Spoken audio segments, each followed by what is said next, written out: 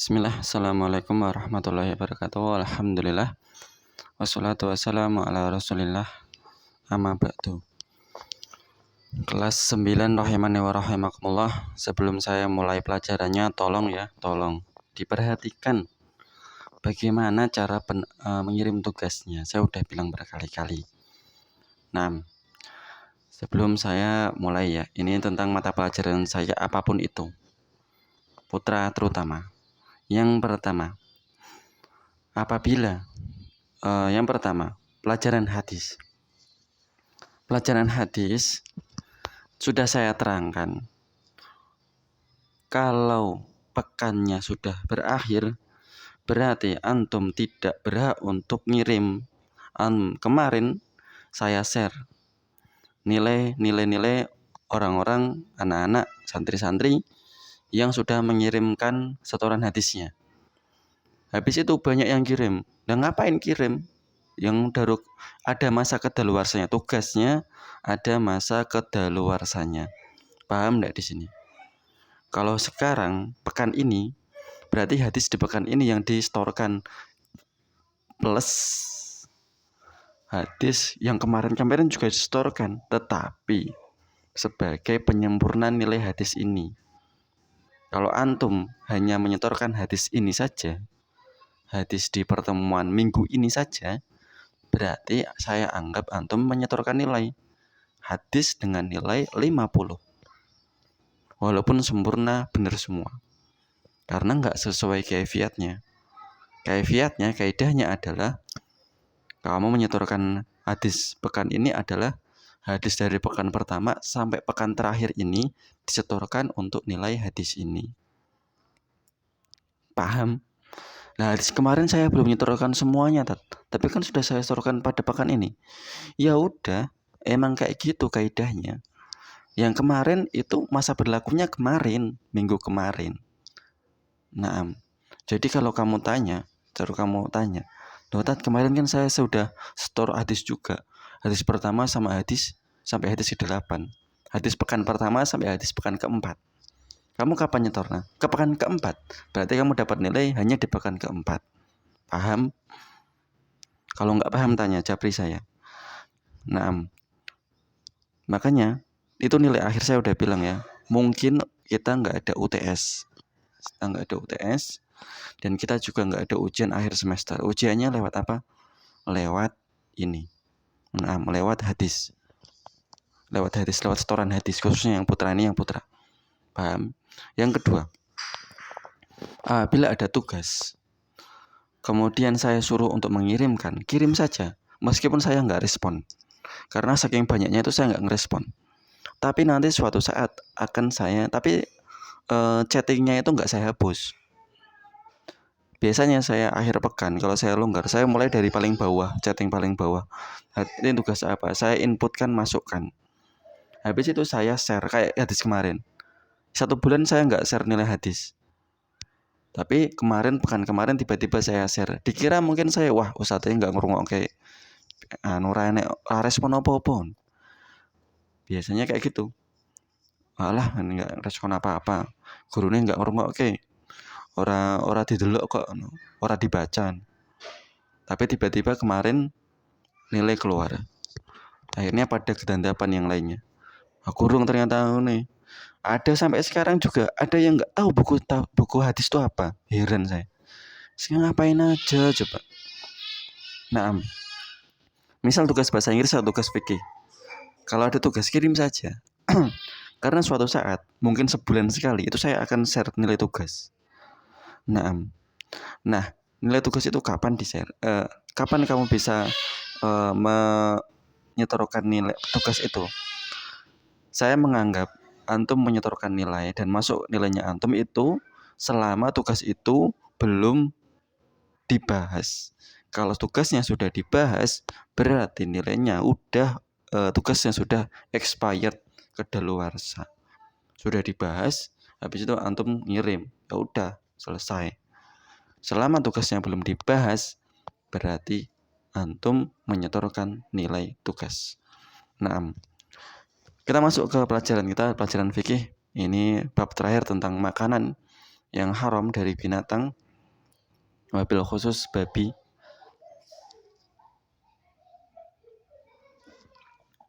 Yang pertama, pengetahuan tambahan yaitu penyakit-penyakit yang disebabkan oleh babi. Nah, ini apa nih ya, backgroundnya ada mainan balon. Anak saya mainan balon di lantai 1, tapi kedengaran sampai lantai 2. Nah, penyakit-penyakit yang disebabkan oleh babi. Yang pertama, penyakit parasit. Menimpa kepada babi sekitar 66 penyakit parasit dan 30 diantaranya berpindah kepada manusia. Wih, ngeri ya, parasit binatang kecil. Nah, yang kedua penyakit furusia. Nah, yaitu yang disebabkan oleh 34 penyakit parasit dan 8 diantaranya dapat berpindah kepada manusia. Penyakit fitriyah berpindah kepada manusia 3 jenis diantaranya. Penyakit pencernaan dan juga penyakit mikroba. Ada sekitar 50 penyakit yang disebabkan oleh babi. Wah, jadi ya seenak apapun babi ya jangan dimakan. Nah, makanan yang diharamkan selanjutnya adalah makanan tanaman yang memabukkan dan membahayakan. Semua yang memabukkan dalam jumlah yang banyak maupun sedikit itu hukumnya haram. Ini kaidah ya. Kaidah jumlahnya banyak,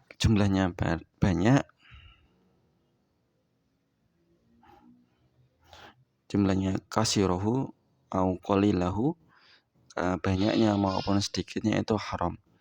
Mau yang banyak mau yang sedikit, kalau dia memabukkan maka itu haram.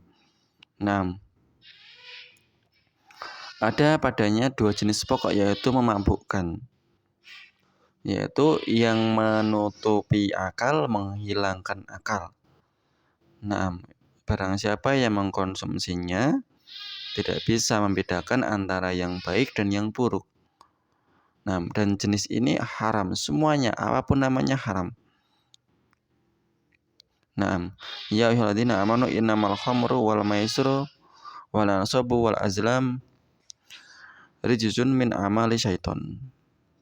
Wahai orang-orang beriman, sungguhnya minum khamr, berjudi, berkorban untuk berhala, mengundi nasib, ini semuanya adalah termasuk perbuatan setan. Dan semua yang memabukkan adalah haram, tadi sudah kita singgung. Yang kedua narkoba. Ya, semua yang memabukkan ini di sini. Minuman apapun itu, anggur, ciu, bintang, dan semisalnya. Narkoba ini asalnya dari tumbuhan atau sebagian juga ada yang dari kimia. Nah, dan dua-duanya apabila dikonsumsi mempengaruhi akal dan badan orang yang mengkonsumsi. Kemarin kita lihat di berita di sosial media, di media massa, ada artis terkenal, anaknya orang kaya, suaminya orang kaya, bapaknya orang kaya. Nah, ditangkap gara-gara narkoba, mengkonsumsi narkoba. Nah, karena apa? Karena stres katanya. Padahal dia kaya, duitnya ada, mau beli apa bisa. Nah, tidak kurang sedikit pun dari materi. Ternyata dia tetap saja mengkonsumsi narkoba, karena hakikatnya kekayaan itu bukan karena materinya. Iya benar bahwasanya salah satu faktor kebahagiaan itu telah disebutkan Nabi SAW, diantaranya adalah rumah yang lapang, kendaraan yang bagus. Berarti itu harta material. Itu hanya salah satu faktor, dan itu bukan faktor terbesar, hanya salah satu faktor kecil, yang mana materi itu menyebabkan seorang menjadi senang, bahagia, fresh pikirannya. Tapi ada juga faktor yang lain, yaitu bersyukur, yang mana orang tersebut apabila dia bersyukur, maka insya Allah dia tidak akan stres, meskipun hartanya sedikit, pas-pasan lah, cukup buat makan sehari-hari. Narkoba ini banyak sekali jenisnya ya. Nah, jenis yang pertama yaitu yang alami, seperti hashish, ya, ganja, opium, dan hot. Nah, yang jenis kedua itu pengolahan ya secara kimia seperti morfin, heroin, kokain, dan obat-obatan dari bahan-bahan kimia juga. Nah, seperti signal dan juga valium. Dan juga ya bius untuk menghilangkan akal seperti LSD. Tapi obat bius seperti ini dia nanti kita akan bahas, dia boleh karena ini membutuhkan, karena apabila kita tidak menggunakannya maka terjadi mudarat yang lebih besar. Nah, hukumnya semua narkoba jenisnya diharamkan. Semuanya, jenis apapun itu sedikit maupun banyak diharamkan. Alhamdulillah di negara kita pemerintah juga mengharamkan narkoba. 6. Syekhul Islam Ibnu Taimiyah berkata tentang ganja bahwasanya dia lebih diharamkan daripada khamr karena bahayanya lebih besar daripada meminum khamr. Nah, contoh-contoh narkoba di sini ada ya, hasis yaitu ganja yang kita lihat di media-media seperti Rasta itu lambangnya ganja. Nah, dari daun. Yang kedua opium. Opium adalah bahan narkoba yang dihasilkan dari tumbuhan Hoiskosi, menimbulkan bahaya yang berlipat dimakan ini. Nah, yang ketiga kokain. Bubuknya putih dari tanaman yang bernama koko. Orang yang konsumsi kokain merasa dirinya itu tambah semangat. Nah, enggak capek. Wah, pokoknya dia adrenalinnya itu berlipat-lipat. Tapi ini doping yang haram. Yang terakhir khot. Khot yaitu bahan dari tumbuhan yang diperingatkan karena mengandung bahan beracun. Nah,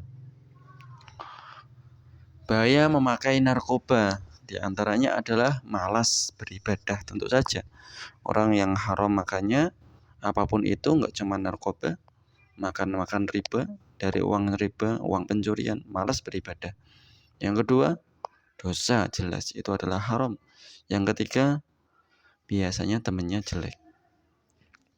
Dan seperti sunatullah, almar'u ala dini kholili. Seseorang itu atas agama orang temannya. Nah, almar'u ala dini kholili, seorang atas agama temannya. Nah, apabila temannya ini dia rokok, insya Allah dia rokok. Apabila temannya ini pacaran, insya Allah dia juga pacaran. Temannya ini suka ngegame, dia pasti suka ikut ngegame juga. Kalau temannya ini suka ngapa? Suka nonton Korea, ini temannya pasti dia juga suka nonton Korea. Seperti itu. Jadi pilih temen itu nggak usah banyak-banyak. Temen tuh nggak usah banyak, nggak apa-apa. 1, 2, 3, 4, 5. Yang penting baik. Nggak semuanya kita harus berteman dengan semua orang. Enggak. Kita harus pilah dan pilih. Nah, wah nggak sosial dong, Tat. Bukannya nggak sosial, kita sosial. Nah, tetapi untuk berteman tentu ada batasan-batasannya. Kalau kamu udah tahu temenmu itu nggak pernah sholat di masjid, ya wes jarke. Oh, rasa terlalu dekat sama mereka. Kalau dia nggak sholat di masjid, suatu saat kamu akan nggak sholat di masjid. Sedikit lama maupun sebentar. Temanmu nih ngerokok, ya udah tinggalin aja. Karena kalau kamu masih bersama dengan dia terus-menerus, suatu saat sedikit atau banyak kamu pasti akan nyoba untuk merokok. Nah, minimal kamu akan terbiasa dengan orang yang merokok, dengan orang yang bau rokok, kamu akan terbiasa. Nah, dan ini nggak baik. Yang keempat, lemah dalam kesuksesan, nggak semangat menghabiskan harta. Barang narkoba itu mahal. Makanya orang-orang kaya biasanya itu yang mengkonsumsi narkoba. Karena dia udah nggak tahu hartanya ini buat apa, dia udah bisa menikmati kenikmatan dunia, dia udah bisa semuanya. Nah, makanya tadi internet ada, wifi kenceng, TV banyak, ada bagus, HP paling canggih, mobil mewah, rumah besar. Nah, apa yang kurang? Tidak ada dari segi materi dunia, nggak ada yang kurang. Kenapa dia tetap terjerumus ke dalam perbuatan yang haram, narkoba, masih beli narkoba? Semua makanan yang enak sudah dia cicipin semuanya. Itu nyata. Kemarin baru ditangkap artisnya sama suaminya, sama supirnya, 3 orang. Semuanya mengkonsumsi narkoba. Nah, kemudian yang kelima, menyanyiakan waktu. Ya buat apa sih kayak gitu? Insya Allah yang lainnya masih banyak yang bermanfaat.